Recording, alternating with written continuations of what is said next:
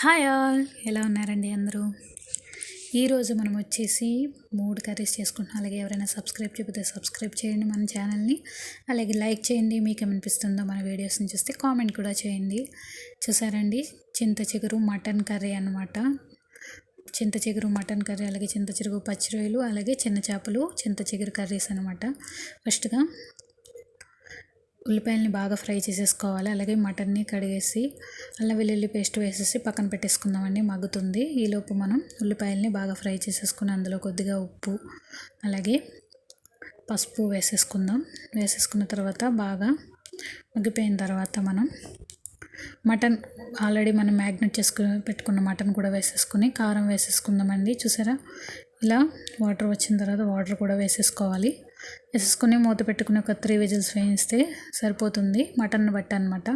ఉడికిపోయింది కదండి. ఇప్పుడైతే మనం చింతకూరను వేసేసుకుందాం. చింతకూరను వేసేసుకుని జస్ట్ 2 టైమ్స్ తిప్పుకొని అలాగా మూత పెట్టేసుకుని ఒక 10 మినిట్స్ అయితే కనుక మనకి చింతకూర మొత్తం ఉడికిపోతుంది. చూసారా, మొత్తం చింతకూర మొత్తం ఉడికిపోయింది. అలాగే కొద్దిగా గరం మసాలా కూడా వేసేసుకుందాం. అంతే, ఎంతో టేస్టీగా ఉండే కర్రీ రెడీ అయిపోయింది. అలాగే చింత చిగురు పచ్చి రొయ్యల కర్రీ అండి.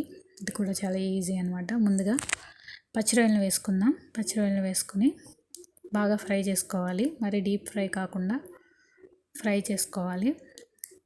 ఇలా ఒక 10 మినిట్స్ ఫ్రై చేసుకుంటే సరిపోతుందండి. మనం వీటిని స్టోర్ కూడా చేసుకోవచ్చు. కొద్దిగా పసుపు వేసుకుని ఇలా ఫ్రై చేసేసుకుని ఫ్రిడ్జ్లో పెట్టుకుని స్టోర్ చేసుకుంటే చాలా రోజులు మనకి ఇవి బాగుంటాయి అన్నమాట అండి. అలాగే కొద్దిగా ఉల్లిపాయలు కూడా వేసేసుకుని ఉల్లిపాయలు కూడా బాగా ఫ్రై అయిపోవాలి.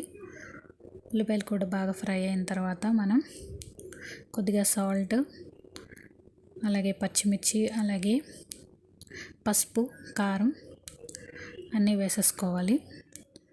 కారం కూడా వేసేసిన తర్వాత ఒకసారి తిప్పేసి వాటర్ వేసేసుకొని మూత పెట్టేసుకుందాం.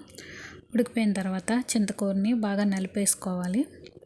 ఇందులో నలుపుకొని వేసుకుంటే ఇదిగో చూసారు, ఇలా నలుపుకొని వేసుకోవడం వల్ల తొందరగా ఉడుకుతుందనమాట. మటన్లో మనం మామూలుగా వేసేసినా పర్లేదు, ఇలా చేపల్లోనూ వీటిల్లోనూ నలుపుకొని వేసుకోవాలి. చూసారు ఎంత బాగుందో, చాలా చాలా టేస్టీగా ఉంటుందండి ఈ చింత చిగురు పచ్చి రొయ్యల కర్రీ. మీరు కూడా ఒకసారి తప్పకుండా ట్రై చేయండి.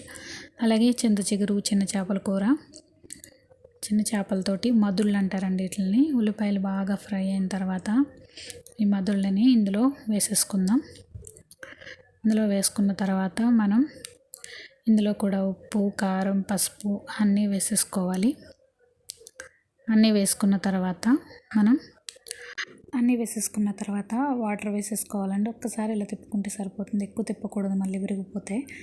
వాటర్ వేసేసుకోవాలి. ఇలా మనం 2 చేతులతోటి తిప్పుకోవాలి, గరిటె పెట్టకూడదు, ఇలా తిప్పుకోవాలి. ఎందుకంటే చేపలు విరిగిపోతాయి కాబట్టి. మూత పెట్టేసుకుందాం.